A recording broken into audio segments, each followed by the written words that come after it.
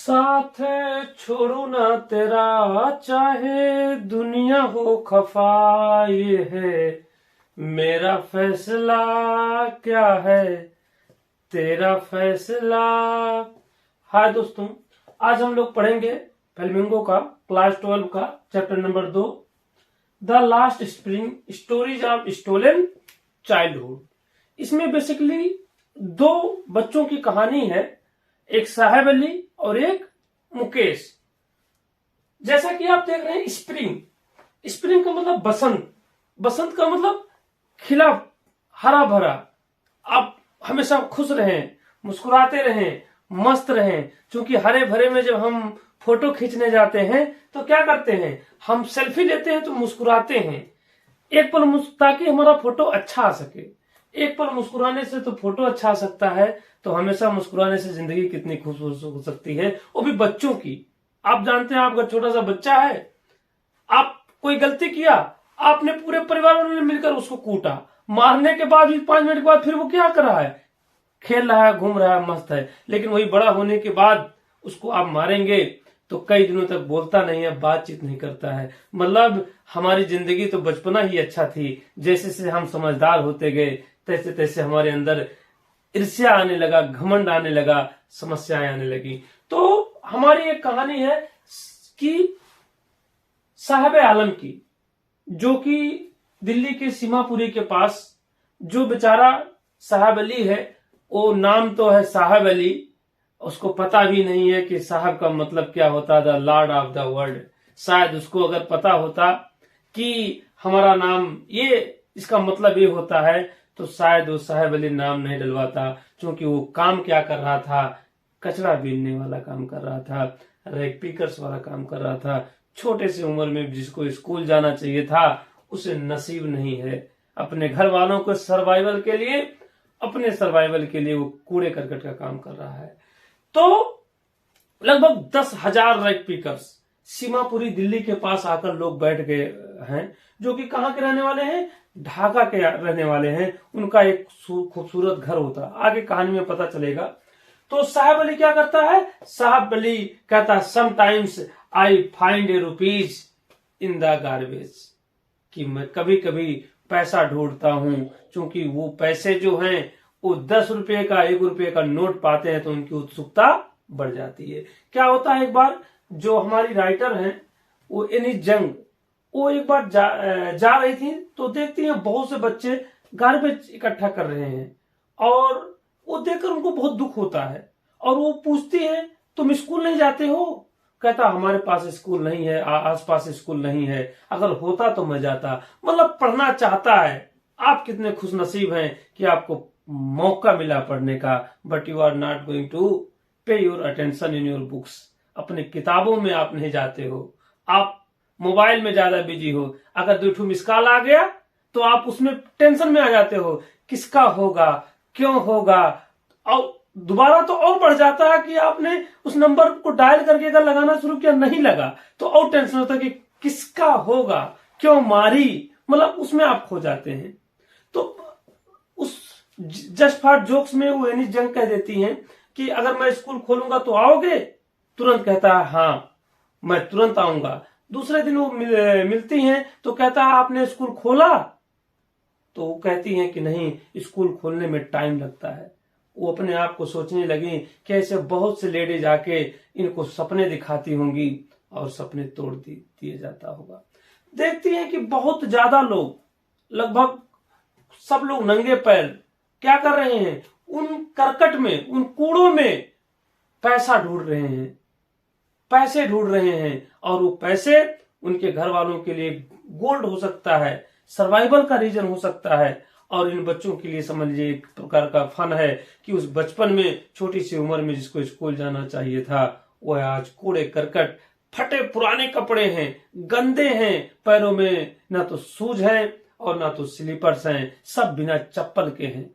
तो कभी वो पूछती भी हैं कि आप लोगों ने चप्पल क्यों नहीं पहना है? तो कुछ बच्चे कहते हैं कि मेरी माँ सेल्फ से, अलमारी से उतार के नहीं दी। कुछ बच्चे कहते हैं कितनी मासूमियत के साथ कि ये नियम ही है, नंगा पैर चलना ही हमारे ट्रेडिशन में है, हमारी परंपरा में है, जबकि सच्चाई ये है कि उनको मिल नहीं रहा है। आज इस ठंडक में आप देख रहे हैं कुछ लोगों के पास इतना है, बदल बदल के दिखाते हैं। आप मदद नहीं करने जाते हैं। आपके पास 4 है 5 है तो ये कम से कम किसी को दे दो। जब जब उसके शरीर में गर्मी पैदा होगी तब तक आपको आशीर्वाद देगा और हमेशा कहेगा भगवान ऊपर वाला आपका भला करे। तो ये लोग भी बिना चप्पल के रहते हैं और रेड पिकर्स का काम करते हैं। क्या होता है, एक दिन एनएचएन जो होती है वह उनको बुलाती है आर्मी ऑफ द बेयरफुट। काफी दिन बीत जाते हैं। साहब अली जो होता है कहता है कि ये टेबल टेनिस का ग्राउंड होता है, वहां पर वो जाता है और उसका भी खेलने का मन करता है, लेकिन कहता है जब खेल खत्म हो जाता है तो वो जो अंकल हैं गेट कीपर वो कभी कभी अंदर जाने देते हैं और खेलने का मौका मिल जाता है। एक दिन तो उसके पैरों में टेनिस जूता रहता है जो कि ऐसा दिखता है कि महंगा है और किसी बड़े आदमी का था, और उस रिजेक्ट होने के बाद मतलब खराब होने के बाद तब उसे दिया था, और जो उसके जूतों में क्या था, पूरे जूतों में होल हुए थे। एनएचएन पूछती है कि आप लोग अब घर नहीं है? कहता है बहुत खूबसूरत अच्छे लाइन में, इस स्वर्ग से सुंदर सपनों से प्यारा अपना था घर द्वार। लेकिन आज चूंकि बेसिकली ढाका में रहते थे और ढाका में स्टार मारने के नाते 1971 में ये लोग शिफ्ट होकर दिल्ली आ गए थे। इनके पास घर भी नहीं था। ये लोग किसी तरीके से तारपुलिन का इस्तेमाल करके, किसी तरीके से पतरे का इस्तेमाल करके, बोरा लगाकर वो लोग अपने जिंदगी को क्या कर रहे थे, चला रहे थे। और जब ढाका में थे तो उनके पास अच्छे खासे खेत हुआ करते थे, वो लोग फूलों में रहते थे। लेकिन आज इस गरीबी ने, इस मासूमियत ने उन बच्चों को क्या बना दिया है। जिस हाथों में कलम और कापियां होना चाहिए उन हाथों में आज क्या है। इसलिए आज आपको मौका मिला है, आप नहीं पढ़ते हैं, आप you are not going to think about your future what will happen in the coming time. क्योंकि आने वाला समय बहुत खराब है, तमाम दिक्कत है, तमाम प्रॉब्लम है। इसलिए आज आपको मौका मिला है तो उस मौके को भुनाना चाहिए और अपने किताबों पर आपको ध्यान करना चाहिए। क्योंकि प्रेम करना तो आप किताबों से कीजिए, कभी वो धोखा नहीं देगी। किसी और से करोगे तो क्या करेगी, धोखा देके वह चली जाएगी। क्या होता है, एक उनको कहानी याद आता है कि एक बच्चे ने, उदीपी नाम का बच्चा था, वह तो मंदिर में रोज पूजा करता था कि हे भगवान हमें एक जोड़ी क्या दे दे, हमें शूज दे दे, हमें एक जोड़ी चप्पल दे दे। और कह रही है कि 30 साल बाद जब हमारा उससे मुलाकात हुआ तो शायद उसको मिल गया था, लेकिन वो मंदिर अब उजाड़ बन गया था, वहां कोई रहने वाला नहीं था। काफी दिनों के बाद देखती हैं साहेब अली जो होता है वह दिखाई नहीं देता है, लेकिन अचानक एक दिन दिखाई देता है तो ये कनिस्तर लिया हुआ, चाय वाला कनिस्तर, शायद उस गार्बेज, उस बोरे से भी क्या रहा हो, बहुत ज्यादा वजन रहा हो, बहुत ज्यादा बोझ रहा हो। मिलता है नरेटर से, मिलता है राइटर से, होकर पूछती हैं कि आप दिखाई नहीं देते हैं। तो कहता है मैं शायद चाय बेच रहा हूं, वहां नीचे एक टी स्टॉल है, वहां पर मैं रहता हूं, हमें खाना भी मिलता है और महीने का 800 रुपीज भी मिलता है। वो पूछती है तुम्हें अच्छा कौन काम लगता है?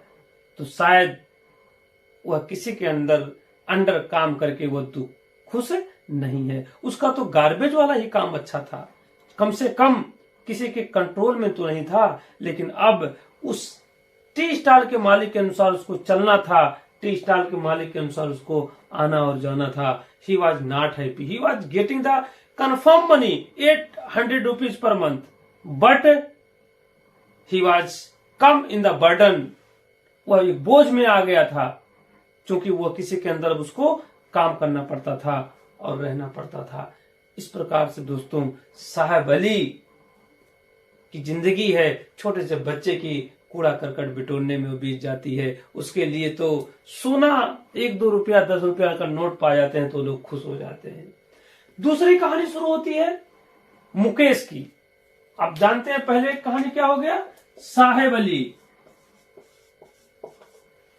और दूसरे की कहानी क्या होती है, मुकेश।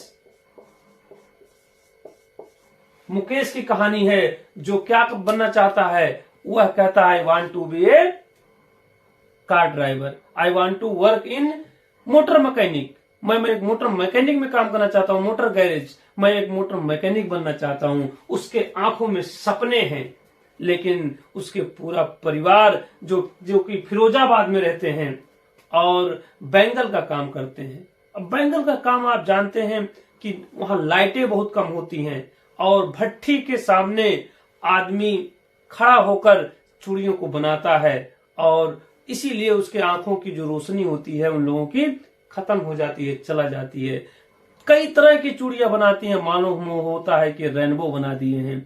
और पूरा फिरोजाबाद इसी के लिए फेमस है कि चूड़ियों के लिए ही। एक बार मुकेश एम्फेसाइज करता है इन जंगों को, अपने घर लेकर जाता है और वो है उनके घर जाना चाहती हैं। उनके घर जाती हैं और उनका घर अस्लम एरिया में है, ना तो प्रॉपर शिक्षा है, ना तो बराबर ड्रेनेज है, ना तो प्रॉपर नालियां हैं, इतना अस्लम्स है, बदबू आता है, सब कुछ, but they are going to live there. मजबूरियां, काश पैसा उसके पास भी होता। आज पैसे की दुनिया में हर कोई भाग रहा है ना। पैसा पैसा करती है, पैसे पे क्यों मरती है, पैसा पैसा करती है, पैसे पे क्यों मरती है। ये आज सही है, जिसके पास पैसा है वो अच्छे तरीके से रह रहा है। क्योंकि उन्हें अगर आप वहां जाते तो नहीं समझ पाते कि दिल्ली जैसे शहर में बड़ी बड़ी इमारतें, गगनचुंबी इमारतें, वहां पर मुकेश का घर है और वो भी घर तारपोल से बना हुआ है, वो भी घर बोरे लटकाए हुए हैं, छोटा सा घर है। फिर भी उसके घर वाले कहते हैं कि हमने बहुत से लोग मर्द यहाँ पूरी जिंदगी बिता दिए लेकिन एक घर नहीं खरीद पाए, हम लोगों ने तो कम से कम घर का मालिक भी तो बन गए, हम लोगों ने कम से कम घर ही तो खरीद लिए। छोटा सा घर है। वहां जाती हैं, देखती हैं, एक छोटी सी औरत है, कुपोषित है, दुबली पतली सी है और वह कुछ पालकी लेकर खाना बना रही है, देख रही है, मैले कुचेले कपड़े पहने हुई है, क्योंकि उनके पास खाने के लिए तो भरपेट खाना तो नहीं मिलता है, तो कपड़े की क्या बात होगी। और उसकी ग्रैंडदादी बताती हैं कि किस प्रकार से उसके दादा, मुकेश के दादा, यही में काम करते करते वो अपने आंखों की रोशनी खो दिए, क्योंकि भट्टी के नजदीक काम करना पड़ता है। मुकेश और एक छोटी सी बच्ची रहती है, सावित्री, वो भी शायद उन चूड़ियों पर, उस बैंगल पर शोल्डर लगा रही है, क्योंकि शोल्डर लगा रही है और बहुत तेज, सी इज वर्किंग वेरी फास्ट, बहुत तेज करती है, क्योंकि बचपन से वो कर रही है और उसे नहीं पता है कि ये चूड़ियां, ये बंगल, ये सुहाग की निशानी है। जिस दिन वो भी पहनेगी, जिस दिन वो भी दुल्हन बनेगी, तब उसको पता चलेगा इन चूड़ियों का मतलब। और मुकेश का भाई भी आता है तो मुकेश की पत्नी है, घूंघट नीचे कर लेती है ताकि देख न सके। जैसा कि हिंदुस्तान में परंपरा है कि कोई अपने बड़ों के सामने नहीं आता है, लेकिन आज की दुल्हन देखो, आती है, बड़ा सा घूंघट, धीरे धीरे चलती है, पैरों को ले जाकर लोग कहते हैं बड़ी अच्छी है, बहुत शर्मीली है, बोलती नहीं है। लेकिन जैसे 6 महीना होता है, घर वालों को बोलना बंद कर देती है, स्वयं सिर्फ कहती है मैं I am alone, get out from here, you should follow what I am going to say. मैं जो कहती हूँ सभी को फॉलो करना पड़ता है। और जो अच्छा खासा परिवार रहता है वो एक आती है बाहर से, चुप करा देती है, क्योंकि औरतें ऐसी होती ही हैं। वह चाह ले तो बच्चों को क्या, बच्चों के बाप को भी क्या कर लेंगी, चुप करा देंगी। आप देखते हैं तब घर से निकलती हैं, बड़ा सा घूंघट, और जैसे रोड पर पहुंचती हैं घूंघट को हटा देती हैं, देखती हैं, कहती हैं देखो हमारे मेकअप को, हम कितने सजे और धजे हैं। मतलब गांव वालों को नहीं दिखाना चाहती हैं, बाहर जाके उठा देती हैं, तो वो भी फॉलो करती है। तो एनएस जंग पूछती हैं कि क्यों ना आप लोग एक कोऑपरेटिव बना लेते, आखिर ये बिचौलिए आकर आपके पैसों को ले लेते हैं, आप स्वयं चूड़ियों को बनाकर अच्छा खासा प्रेजेंट करना चाहिए। तो उसमें मुकेश कहता है कि अगर हम लोग ऐसा करेंगे तो हमें पुलिस मारेगी, हमें पॉलिटिशियन साथ नहीं देंगे। इसका मतलब ये कि उनके पास, उनके कम्युनिटी के पास कोई उनका प्रतिनिधित्व करने वाला, कोई उनको रिप्रेजेंटेटिव करने वाला, उनका कोई भी नेता नहीं है। अगर शायद नेता होता तो उन चूड़ियों को लोग बेचकर स्वयं क्या करते, बेचते। लेकिन कुछ लोग जो पॉलिटिक्स है कुछ राशन कार्ड बनवा दिए हैं ताकि वो लोग क्या कर सकें, राशन ले सकें और अपनी जीविका को क्या कर सकें, चला सकें। छोटा सा घर है मुकेश का, but they are very happy, खुश हैं कि कम से कम हम लोगों ने पूरी जिंदगी की कमाई से हमने अपना घर भी तो क्या किया, बना दिया। और लेकिन मुकेश के आंखों में, मुकेश ऐसा है कि जो नहीं करना चाहता ये काम, वह क्या बनना चाहता है, he want to be a car driver, he want to be a motor mechanic बनना चाहता है। जबकि उसका परिवार, उसका जनरेशन सिर्फ बेंगल में था। उसके अगल बगल अनिश जंग पूछती है कि तुम्हारे अगल बगल तो गैरेज ही नहीं है। वो कहता भले गैरेज नहीं है, मैं दूर तक जाऊंगा और मैं निश्चित रूप से कार मैकेनिक बनना चाहता हूं। मतलब उसके आंखों में ड्रीम है, उस सपने देख रहा है। और अगर वो निश्चित रूप से अगर वो सपना देख रहा है तो वो सपना उसका क्या होगा, पूरा होगा। क्योंकि उसे चाहिए तो चाहिए, वो ये काम नहीं करना चाहता है बेंगल वाला काम, क्योंकि इसमें पैसे भी कम है और उसके बाद में मेहनत भी ज्यादा है और गरीबी के गरीबी रह जाती है।